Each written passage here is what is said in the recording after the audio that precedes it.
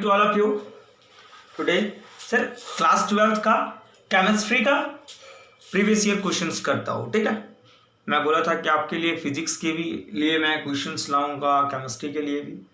तो इस वीडियो में आज केमिस्ट्री के लिए सीखूंगा, ठीक है ना। प्रीवियस ईयर के पूछे हुए क्वेश्चंस बहुत ही इंपॉर्टेंट क्वेश्चंस है।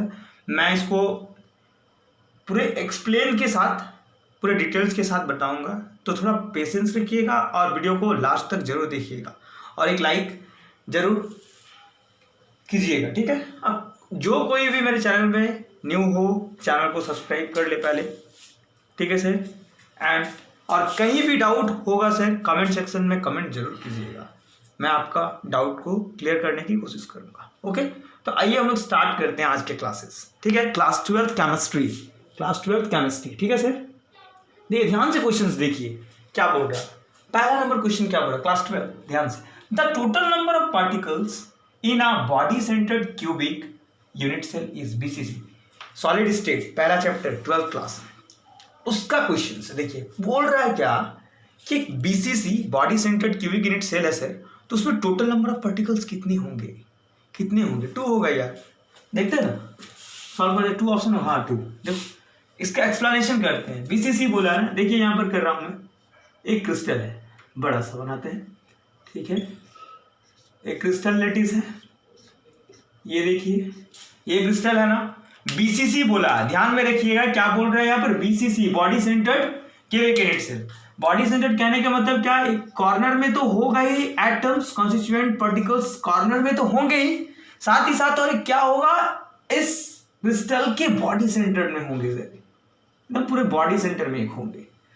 तो 8 कॉर्नर्स में जो कॉन्स्टिट्यूएंट पार्टिकल्स है सर, उसका कंट्रीब्यूशन कितना होता है यूनिट सेल में, 1/8 पार्ट जो होता है ना उस कॉन्स्टिट्यूएंट पार्टिकल्स का, वो क्रिस्टल के अंदर रहता है, मतलब वही पार्टिसिपेट करता है। तो हम लोग फाइंड आउट करते हैं ना, तो टोटल नंबर ऑफ पार्टिकल्स कितना हो जाएगा सर।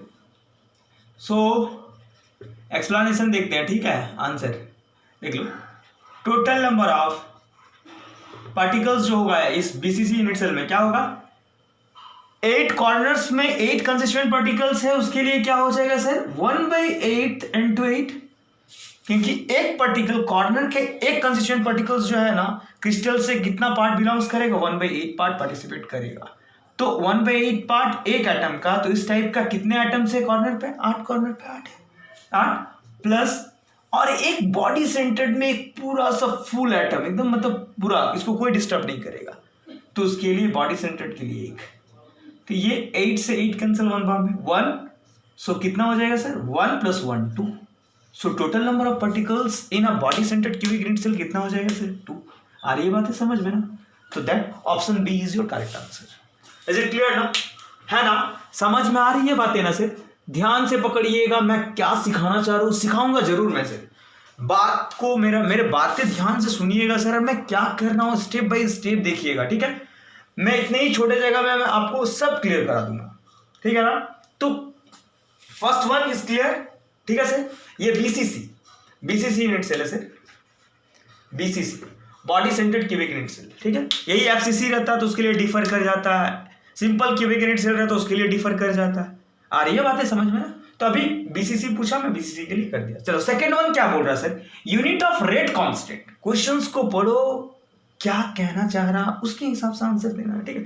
ध्यान से क्वेश्चंस को ध्यान से पढ़ना है, सोनी की क्वेश्चन कुछ अलग पढ़ दिए, ऑप्शन कुछ अलग टिक करके आ गए तो गलत हो जाएगा ना सर। वो होता है, एग्जाम फोबिया नाम की एक चीज होता है, डर होता है एग्जाम का, एग्जाम प्रेशर होता है सर। तो इसीलिए बोलता हूँ थोड़ा, मतलब थोड़ा फ्रेश होके एकदम आराम से पढ़िएगा। क्या, unit of rate constant of third order reaction, that is के इज।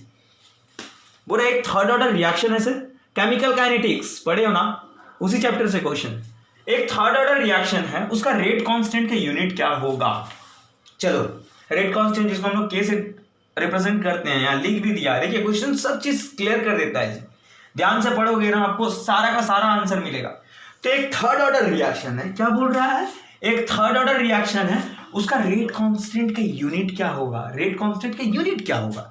भाई आप लोग जहां भी पढ़े हो, कोई भी इंस्टीट्यूट में, आप लोग का टीचर जरूर ये बेसिक चीज बताया होगा, कंफर्म मैं बोल रहा, गारंटी। और अगर नहीं बताए होंगे, अगर छूट गए होंगे टीचर से, तो मैं बताता हूं आपको। देखो, तो that rate constant will depend on क्या होता है sir?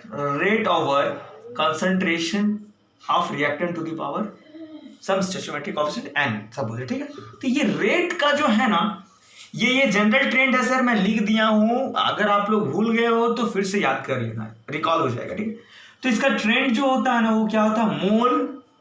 Mole to the power 1 minus n to litre to the power n minus 1 second inverse.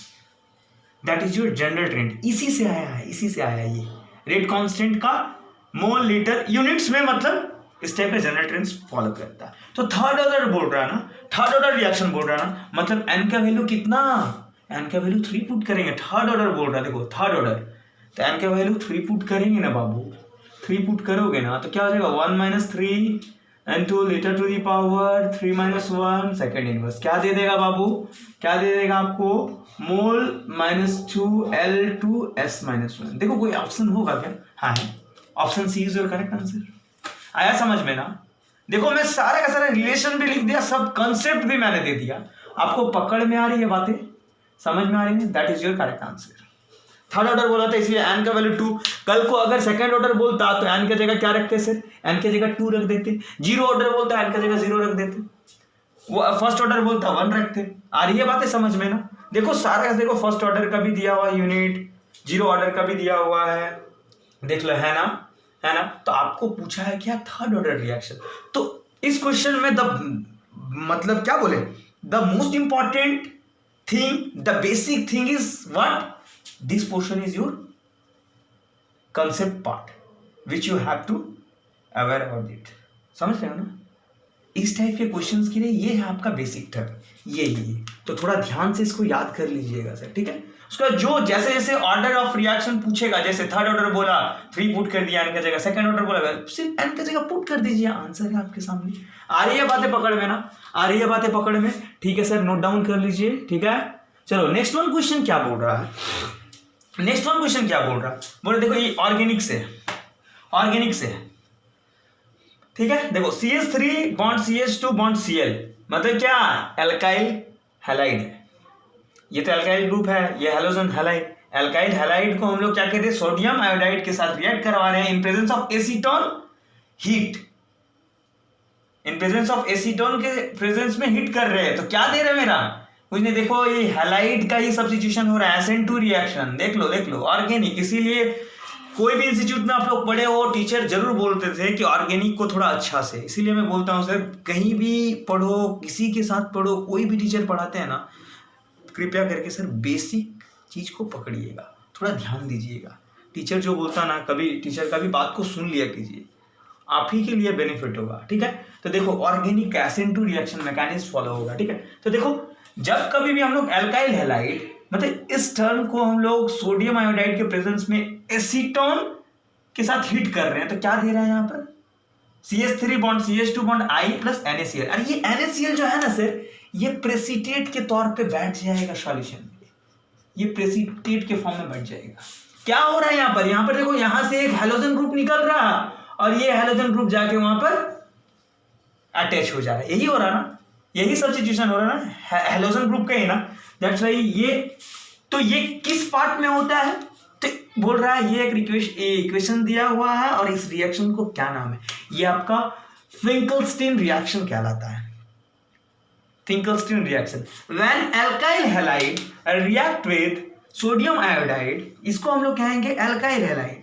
क्यों? ये वाला पोर्शन आ रहा है ना सर, ये एल्काइल ग्रुप है ना, और ये हैलोजन, दैट्स व्हाई हैलाइड, ठीक है। और ये क्या बन रहा? ये प्रोडक्ट जो बन रहा है, ये alkyl halide substituted alkyl halide बन रहा है। ये क्या? सब्स्टिट्यूटेड,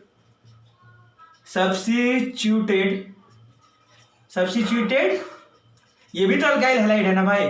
तो किस टाइप का अल्काइल हैलाइड है? Substituted alkyl halide. सब्स्टिट्यूट हो रहा ना, एक हैलोजन ग्रुप हट रहा, दूसरा हैलाइड ग्रुप आ रहा है, ठीक है ना। तो इस टाइप के रिएक्शंस कौन सो करते हैं? क्या कहते हैं? फिंकलस्टीन रिएक्शंस कहते हैं। कल को यही फिटिक रिएक्शन है। फिटिक रिएक्शन में क्या होता है? यहाँ एराइल हैलाइड रिएक्ट करता है। फिटिक रिएक्शन अगर रहता अगर, तो यहाँ पर एराइल हैलाइड होना चाहिए था। कहने का मतलब एराइल हैलाइड मतलब क्या? कोई भी बेंजीन रिंग रहेगा, कोई भी बेंजीन रिंग रहेगा, इसके साथ halide group plus sodium iodide, फिर acetone in presence of heat करेंगे या ड्राई ईथर करेंगे, तो आपको क्या इस केस में मिलेगा? सिमेट्रिकल या बाइफिनाइल मिल जाएगा। जब आपका फिटिक रिएक्शन रहा तो फिटिक, ये सेकेंड वन जब आपका रहा तो ये प्रोडक्ट बनेगा। यहाँ acetone CH3 bond C double bond O bond CH3, dry ether बोल दो चाहे हीट कर दो, तो इस टाइप का अगर पोर्शन रहता तो ये फिटिक पोर्शन में चला जाता, फिटिक रिएक्शन। बट इस केस में तो ये नहीं है, इसमें क्या कर रहा है सर? एल्काइल हैलाइड जो है ना वो एसीटोन के प्रेजेंस में हीट किया जा रहा है, तो सब्स्टिट्यूटेड अल्काइल हैलाइड दे रहा है, और यहां पर जो NaCl जो बन रहा है ये सॉल्यूशन में कैसे रहेगा सर? वो बैठ जाएगा, प्रेसिपिटेट के फॉर्म में रहेगा। And that type of reaction is known as क्या सर? फ्रैंकल-स्टिल reaction. Option C is your correct answer. आ रही है बातें पकड़ में ना सर? समझ में आ रही है ना बातें? समझ में आ रही है ना? पूरा बारीकी से समझिएगा, ध्यान दीजिएगा सर मैं क्या कहना चाह रहा हूं, ठीक है? बहुत इंपॉर्टेंट क्वेश्चंस है, प्लीज थोड़ा ध्यान से कर लोगे ना, अच्छा खासा मार्क्स आ जाएगा, अच्छा खासा मार्क्स आ जाएगा, मैं आपको गारंटी कह रहा हूं सर, ठीक है? अब मैं सिखा रहा हूं, देखो अगर मेरे को सिर्फ अगर आपको रटवाना ही था तो मैं आंसर को टिक करके निकल जाता, बट मैं आंसर टिक नहीं कर रहा हूं, आंसर तो टिक कर ही रहा हूं, साथ ही साथ मैं कंसेप्ट को भी दे रहा हूं सर आपको, कि ताकि आप समझ लो, अगर आप पढ़ लियो तो आपका रिवाइज हो जाएगा, तो बेटर चीज है ना। और अगर नहीं जानते हो, आपके लिए नया चीज है, तो ध्यान से सुनो ना, ध्यान से समझो, आपको पकड़ में आ जाएगी बात, मैं क्या कहना चाह रहा हूँ, ठीक है? मैं जितना भी कोशिश है मैं बेस्ट से बेस्ट दे रहा हूँ, आपको सिखा रहा हूँ। जब कभी भी मेरा लेक्चर देखिएगा सर, मैं जरूर सिखाऊंगा, कुछ ना कुछ सीखने को तो मिलेगा, अगर आप ध्यान से वीडियो को लास्ट तक अगर देखोगे तो। अदरवाइज बीच में देख के छोड़ दोगे तो वो समझ में नहीं आएगा, ठीक है सर? तो कृपया करके, it's a humble request to all of you from my side, please sir see the whole video till the end and press the bell icon please, ठीक है? तो नेक्स्ट वन क्वेश्चन क्या कह रहा? फर्स्ट वन समझ में आ गया, second one समझ में आ गया, थर्ड वन समझ में आ गया, फोर्थ वन क्या बोल रहा? बोल रहा क्यूप्राइड इज एन ओर ऑफ, अरे ये क्यूप्राइड जो है ना, ये एक कंपाउंड है क्यूप्राइड, ये बोल रहा ये क्यूप्राइड जो है ना वो किसका ओर है? क्यूप्राइड नाम से तो पता नहीं, नाम से पता चला कॉपर का है, लेकिन बहुत सारा इंसान होता है जिसके नाम से पता नहीं चलता है, ठीक है? तो क्यूप्राइड, पहले इस कंपाउंड का हम केमिकल फॉर्मूला लिख देंगे ना सर, तो आपको सब चीज दिखने लगेगा कि किसका ओर है, ठीक है? तो क्यूप्राइड का केमिकल फॉर्मूला लिख देंगे Cu2O, क्यूप्राइड का केमिकल फॉर्मूला लिख देंगे, ठीक है ना? क्यूप्राइड के केमिकल फॉर्मूला लिख देंगे, आपको समझ में आ जाएगा। क्यूप्राइड बोल रहा है, इसका और किसका होगा? क्यूप्राइड का केमिकल फॉर्मूला क्या होता है बाबू बता? ये वाला जो एग्जांपल लिए है ना, ये कौन सा रिएक्शन का है? ये फिटिक रिएक्शन का है, याद कर लो जी, ये सब इंपॉर्टेंट है, ये सब इंपॉर्टेंट है, इसीलिए बोल रहा हूं मैं, इंपॉर्टेंट है ये सब 12 बोर्ड में पूछता है भाई, पूछा हुआ क्वेश्चन है। आज आपको फ्रैंकल-स्टिल रिएक्शन दिख रहा है, कल को आपको फिटिक रिएक्शन भी दे सकता है, दैट्स वाई मैं यहीं पर छोटा सा मैं नॉलेज दे दिया आपको, ताकि याद रखना। NaI सोडियम आयोडाइड है, ठीक है? एसीटोन, ठीक है? चलो क्यूप्राइड का फॉर्मूला लिखते हैं ना, क्यूप्राइड का केमिकल फॉर्मूला क्या हो जाएगा आपको पता है? Cu2O is the chemical formula of cuprite, cuprite का केमिकल फॉर्मूला Cu2O। तो यहां पर दिख रहा है किसका ओर है सर? किसका ओर है? और मतलब अयस्क, कॉपर का ना, copper is your correct answer. दिख रहा है यहाँ पर Cu ऑप्शन दिख रहा है, यही होगा आंसर। तो क्यूप्राइड किसका ओर होगा सर? कॉपर का। क्यूप्राइड जो है ना किसका ओर हो जाएगा सर? कॉपर का। कैसे? देखो कितना आसानी से पता चल गया ना, केमिकल फॉर्मूला याद रखो, बस प्रेडिक्ट करो, टिक करो। Cu2O is the chemical formula of cuprite. That's why the copper, cuprite का और कौन हो जाएगा? कॉपर। आ रही है बातें समझ में ना? तो please take a screenshot of this page, write down कर लो, और भी आगे मैं बताऊंगा इस टाइप का क्वेश्चन बताना है, ठीक है? हाँ, नेक्स्ट वन क्वेश्चन क्या बोल रहा है देखो, ऑर्गेनिक से again, organic is the main part of chemistry, याद रखिएगा सर। आप हायर स्टडीज में भी जाओगे ना तो ऑर्गेनिक जो है ना बहुत ही सिग्निफिकेंट रोल प्ले करता है, इसीलिए बोलता हूँ ऑर्गेनिक को थोड़ा बेसिक से पढ़ो यार, पढ़ो, समझ में आ जाएगा। देखो मैं बता रहा हूँ, देखो क्या ये बोल रहा है ये क्वेश्चन में, इसको मैं इसलिए थोड़ा स्पेस लिया, इसमें थोड़ा एक्सप्लेनेशन करना है सर, ऑर्गेनिक का क्वेश्चन है इसीलिए मैं इसमें थोड़ा टाइम दूंगा, थोड़ा बारीकी से समझिएगा मैं क्या कहना चाह रहा हूँ, ठीक है? बोल रहा है इथेनॉल क्लोराइड प्लस इथेनॉल, तो एक कंपाउंड दे रहा है A, और वही कंपाउंड ए क्या है, बोल रहा है क्या, इथेनॉइल क्लोराइड को हम लोग इथेनॉल के साथ रिएक्ट करवा देंगे तो प्रोडक्ट क्या बनेगा, और वो प्रोडक्ट जो बनेगा उसका नाम क्या होगा। आइए देखते हैं। पहले बोला इथेनॉइल क्लोराइड ना सर, इथाइल इथेनॉइड बनेगा, ठीक है, ये होगा आंसर, ठीक है। जिसको आंसर मारना है ठीक मार के चले जाइए, ठीक है, और जिसको सीखना है वीडियो देखते रहे। इथेनॉइल क्लोराइड बोल रहा है ना, क्या बोल रहा है, इथेनॉइल क्लोराइड ना भाई, इथेनॉइल क्लोराइड को क्या कर रहे हैं हम लोग, क्या कर रहे हैं सर, इथेनॉल के साथ रिएक्ट कर रहे हैं, तो एक कंपाउंड दे रहा है ए को पूछ रहा है। तो इथेनॉइल क्लोराइड केमिकल फार्मूला लिखते हैं ना, CH3 bond CO bond Cl, that is your ethanoyl chloride.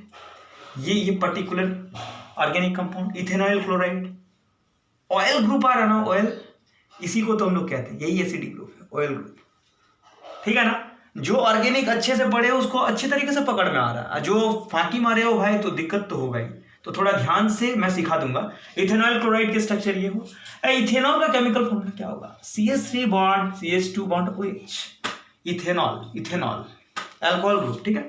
बोल रहे इन दोनों को आपस में मिला दिए तो प्रोडक्ट क्या बनेगा, यही सिंपली पूछा। चलो देखते हैं क्या करेगा भाई, मैकेनिज्म पढ़े हो ऑर्गेनिक में। ये देखो पुशिंग नेचर है ना, पुशिंग नेचर है ना, प्लस आई इफेक्ट, ये क्लोरीन जो है ये इलेक्ट्रॉन लेके चला जाएगा, और यहां से ये जो है अल्कोहल वाला, इसको मैं थोड़ा बॉन्ड के साथ दिखा देता हूं। ये देखो, ये ऑक्सीजन लेगा, हाइड्रोजन को छोड़ देगा, बोलेगा जाओ जी। तो यहां से जब क्लोरीन लेके निकलेगा ना, तो ये क्या बन जाएगा पता है, CH3 बॉन्ड CO बॉन्ड, ये तो निकल गया, यहां कार्बोकेटाइन विल फॉर्म, C+ बनेगा, और यहां क्या बनेगा, और Cl- आपका जी ये रहेगा, वेट करेगा कोई भी केटाइन के लिए, ठीक है। देखो, और यहां क्या बनेगा, CH3 bond CH2 bond O-, और प्लस क्या निकल जाएगा आपका H+, यही H+ Cl- के साथ रिएक्ट करेगा, और ये वाला टर्म, ये नेगेटिव साइड जो है ना, ये इस कार्बोकेटाइन को अटैक करेगा। तो करेगा जैसे ही ना, तो आपका प्रोडक्ट जो बनेगा ये A ना, ये A जो बनेगा ना, क्या बन जाएगा पता है, ये बन जाएगा CH3 bond C double bond O bond, ये वाला टर्म बन जाएगा O bond CH2 bond CH3, that is your final product. यही प्रोडक्ट बनेगा जी, और साथ में क्या निकल जाएगा, HCl, एक गैस जो है ये आपका एवापोरेट हो जाएगा। अरे ये बातें समझ में ना, दिख रहा है ना, देखो कितना आराम से मैकेनिज्म देख लो, मैकेनिज्म, ठीक है। मैं थोड़ा शॉर्ट में समझाने गया हूं यहाँ पर, हाँ समझ लेना। देखो यहाँ पर पुशिंग नेचर था plus I effect, that's why ये Cl जो है ना, ये यहाँ के इलेक्ट्रॉन लेके चला गया, Cl- बन गया, और जब ये यहाँ का इलेक्ट्रॉन ले गया तो इसको तो प्लस बना के गया ना, तो इसको हम लोग क्या कहेंगे, कार्बोकेटाइन कहते हैं इसे। याद रखो, ये सब चीज मैं रिकॉल करा दे रहा हूँ, आप लोग अगर ऑर्गेनिक जो पढ़े हो उसके लिए बहुत बेटर है, जो नहीं पढ़े उसके लिए तो और बेटर और अच्छे दिन है। क्या जी, सीख लो, कुछ सीख लो। और यहां पर क्या है, ये O जो है ना, ज्यादा इलेक्ट्रोनेगेटिविटी वैल्यू होने के कारण, इलेक्ट्रोनेगेटिव होने के कारण, ये यहाँ वाला इलेक्ट्रॉन जो है ना, ये खुद ले लिया और ये हाइड्रोजन को लिफ्ट कर दिया। ये जब ही इलेक्ट्रॉन दे दिया तो H+ के टर्म में निकल जाएगा, ये ले लिया तो माइनस हो जाएगा। यही इलेक्ट्रॉन रिच सेंटर जो है ना, इलेक्ट्रॉन डेफिशिएंट साइड पे अटैक करेगा, और ये Cl- H+ के साथ जुड़ जाएगा, और ये हाइड्रोक्लोरिक एसिड के गैस के फॉर्म में निकल जाएगा, और क्या बन जाएगा आपका गिवन प्रोडक्ट, क्या बन जाएगा ये। तो इसका नोमेनक्लेचर कर लेते हैं, इसका नामांकन कर देंगे, आ जाएगा।